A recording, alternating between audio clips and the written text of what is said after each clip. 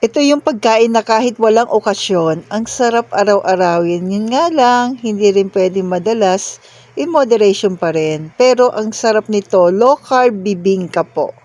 Bakit nga ba in moderation? Kasi po siya ay may sweetener. So para iwas cravings din. So una kailangan na 6 pieces po na egg. Tapos salted egg din po kailangan natin. Pero ang kailangan muna natin una dito yung dilaw. Dilaw nga ba ang tawag dito? Sabay ganun. Meron ganon. Kasi hindi naman siya talaga dilaw na dilaw eh. Anyway, tawag kasi natin dyan yung pinakadilaw po ng itlog na maalat. So, yun ang aalisin natin o kailangan po natin. Lagay mo lamang po yan sa isang lalagyan. Ito po, optional na lamang po pero pangatlong version ko na kasi ito ng bibingka po. So, yung salted egg po, yung pinakadilaw niyan, nilagyan natin ng cream cheese. Yan. Yan yung ilalagay natin sa loob po ng bibingka. O, di ba po? Hindi lang siya pang simpleng araw, pwede rin siyang special occasion. Gawa po nitong may cream cheese. Tapos po yung 6 pieces of egg, nilagyan natin ng 1/2 cup po ng all-purpose cream, 1 teaspoon po ng vanilla, 1/2 po ng melted butter, at 2 tablespoon po ng stevia erythritol. Pag walang stevia, pwede pong any sweetener na pasok pa rin sa atin. Monk fruit pwede rin po. Golden monk fruit pwede rin po.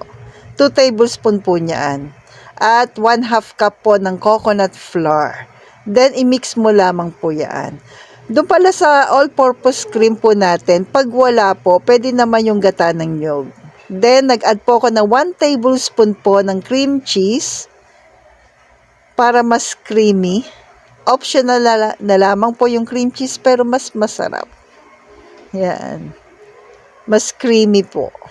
Then, ito na po yung ating dahon ng saging po na inuna natin kanina. Hindi ko na po naipakita sa video.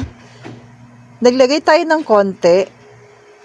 Then, dito natin ilalagay sa gitna yung ating salted egg po na kulay dilaw po na may cream cheese.